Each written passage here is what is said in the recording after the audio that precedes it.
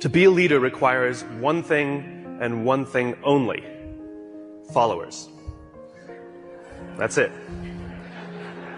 It has nothing to do with rank or title. It has to do with whether others are going to choose, that they volunteer, raise their hands and volunteer to go in the direction that you set. We can force people to do things, we can whip them into shape or offer them all kinds of carrots and sticks to get them to do things, but at the end of the day, a true leader is the one where others raise their hand and say, I will follow you. The question is, why should anyone follow you? Now, the human animal is like a company. If we want to get certain behaviors out of the organization, out of people, we give them certain incentives or disincentives. We are exactly the same. If you want someone to perform, if you want them to hit a goal, we set the target, we set the goal, and we offer them some sort of bonus if they get there, and we incentivize the behavior. If we threaten someone with a punishment, we disincentivize the behavior. Wait till your father comes home. You know, anyone who's a parent with gold stars or bonuses or all kinds of things, we're used to this. This is normal.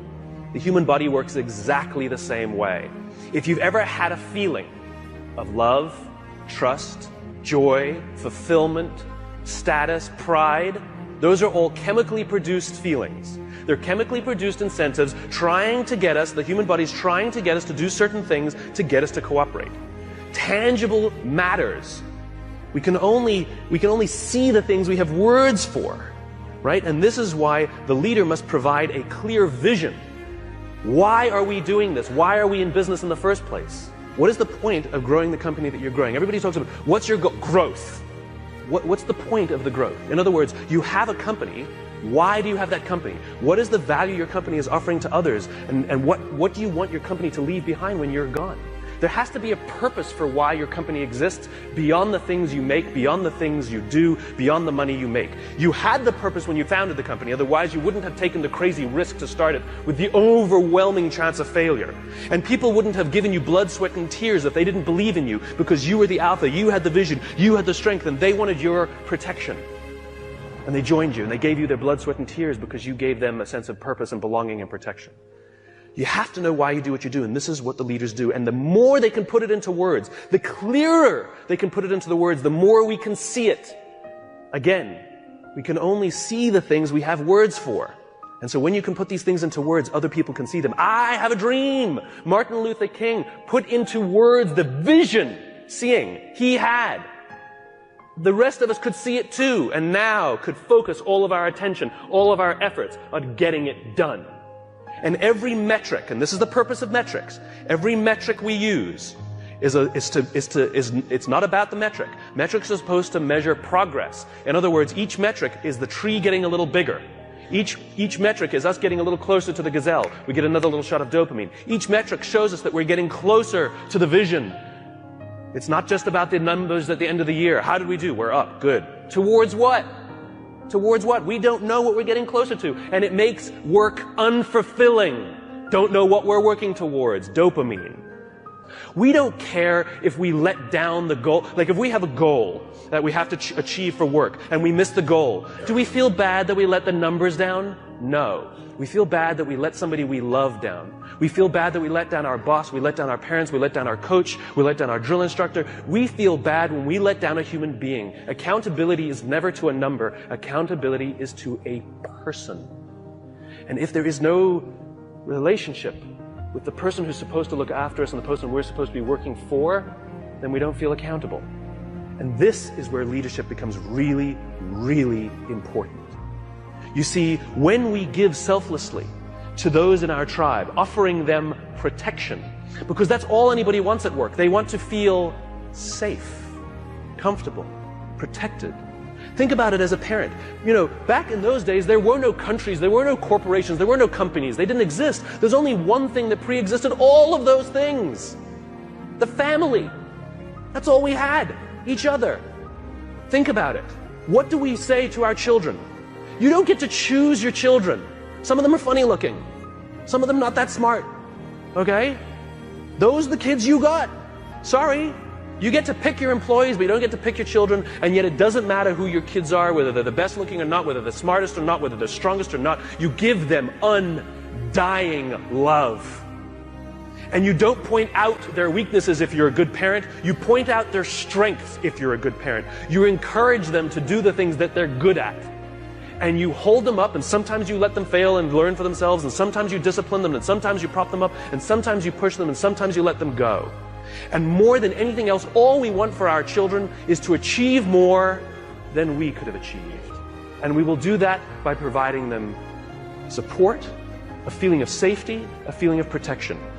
Well, guess what? It ain't no different at work. Stop saying our company is like a family. It is a family. And you are the mother and you are the father.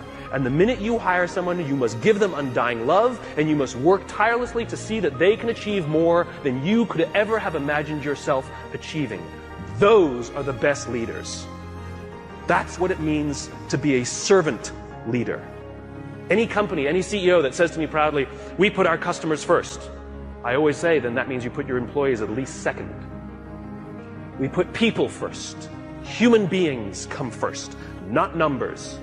We sacrifice people to save the numbers, but we don't sacrifice the numbers to save the people. A little bit backwards. And yet when we are willing to sacrifice the numbers to save people, you watch what happens to the people. There's a guy by the name of Bob Chapman in St. Louis, Missouri, who runs a company called Barry Waymiller. It's a $1.6 billion private company with 20% year-over-year growth for the past 20 years. Warren Buffett has 6%. What is Bob's secret? He is obsessed about people. He doesn't even talk about what his company does. It happens to be heavy manufacturing, large capital expenditure machinery. When Kimberly-Clark wants to buy a machine to make toilet paper, they make the machine. Huge, huge blue-collar, sort of good old-fashioned American manufacturing. When the financial crisis hit, Bob's company lost 30% of their revenues off the top. Boom, gone. They could not afford their labor pool at all. And so they sat down and they said, "Oh my God, do we have to have layoffs?" And Bob refused. And so they implemented a furlough program where every employee from CEO to secretary had to take 4 weeks of unpaid time off. They didn't have to take it consecutively, and they could take it whenever they wanted. Those who could afford it more would trade with those who could afford it less. It was remarkable. And Bob told the company, "It's better we should all suffer a little than any of us should have to suffer a lot." As human beings, we are biologically designed to cooperate, and we want to help each other. When you give someone the responsibility, when you put them in a position of power or authority for their responsibility, they rise up. Why? Because we all want to feel that our lives have value. We all want to feel that our lives and the work that we do is valuable to the tribe. We all want to know that our company needs us. But we don't make people feel needed, and we don't make their work feel necessary because we take all the responsibility and we don't let them have it. And when people feel fulfilled, when we make them feel necessary and they feel proud because something got done, because they were a part of it, they will give more and more and more and more. People in the Marine Corps are willing to give their lives to people they barely know because they've learned to trust each other. When you show up at Paris Island or in San Diego for the first day of boot camp and you're standing there in the yellow footprints, the drill instructor will yell in your face this far away from you, and the first words they hear, the words I, me, my, are no longer in your vocabulary. They will be replaced with we, together, and us. They are taught that success does not come by yourself. It only comes in a group. There's an old African proverb: to go fast, go alone. To go far, go together. We're all talking about how quickly we're growing our companies, but how long will your company last? 80% of the Dow Index are 35 years or younger. Sure, we build fast-growing companies, but they don't last. I watched it. I went to the Crucible and watched these Marines. The Crucible is their final test before they become Marines. They're out for 56 hours. They get 3 meals, a total of 8 hours sleep the entire time. They're exhausted, they're tired, they're dirty, they're working hard. And you watch a fire squad of 4 guys making their way under barbed wire and shots fired and all of this mayhem and dirt and sand, and it's crazy. And they're dragging themselves across the dirt. And one of the guys is tired and starts falling back, but they have to achieve the mission. They've got to get to the other side. But what do? They stop, they go back, they grab his webbing, and they pull. They slowed themselves down because they'd rather slow down with all 4 than go fast with 3. To go fast, go alone. To go far, go together. Next time somebody says, what are your goals? Stop saying to increase top-line revenues by $1 million or $10 million or whatever you want to do next year. And start saying, we're building a company that's going to last 100 years. Watch the changes that happen inside the company. Devote yourself not to firing people, but to give them an opportunity to contribute. And if they fail, help them up. And if they fail, help them up. And if they fail, help them up. And if you really think they're incompetent and you really don't believe they fit your culture, why did you hire them? Because of their resumes? Or because they belong? We should treat hiring like adopting a child. We don't adopt children by saying, well, I'd like a blonde-haired, blue-eyed kid, yay high, and I want to make sure that they've done well in preschool before I take them. Well, that's how we hire people. I'm looking for somebody with experience in our industry, with at least 5 years, with this kind of, oh, you meet it, we'll take you. No, that's not what we do. When we adopt a child, we're going to give them the keys to our house, we'll let them run around by themselves, maybe even give them responsibility over our other children. It's a slow decision. We want to get to know the kid. We want to spend a little time with the kid. See if they would fit in our family, if our other kids would get along with them. Hiring is exactly the same. You cannot judge the quality of a company by the good times. We cannot judge the quality of a crew when the seas are calm. We judge the quality of a crew when the seas are rough. And numbers will never come to your aid. Ever. People will. If things are going great and everything's growing and you feel that everyone's disposable, guess what? They think the same about you. It's reciprocal. It's always balanced. Time and energy. Roam the halls. Implement policies where if you have something to say somebody, not just the exchange of information, if you want to pay someone a compliment, if you want to ask somebody a question about their work, not about some fact like what time's the meeting, you do not send emails. You stand up, you walk the 35 feet, and you walk into their office and say, hey, quick question for you. That thing that you did for the client, can you just tell me a little more about it because I have a client meeting?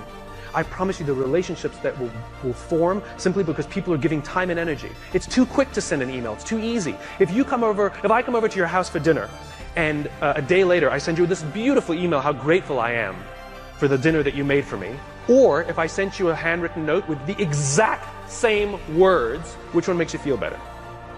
A handwritten note. It's not the words. It's not the intention. It's the time and energy we take.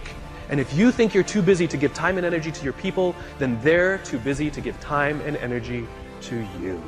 It is a balanced equation. I imagine a world in which the vast majority of people wake up every single morning, inspired to go to work, and come home every single day fulfilled by the work that they do.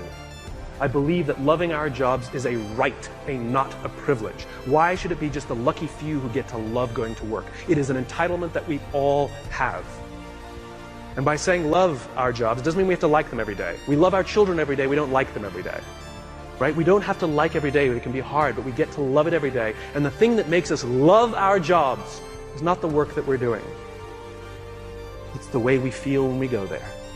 We feel safe, we feel protected, we feel that someone wants us to achieve more and is giving us the opportunity to prove to themselves and to ourselves that we can.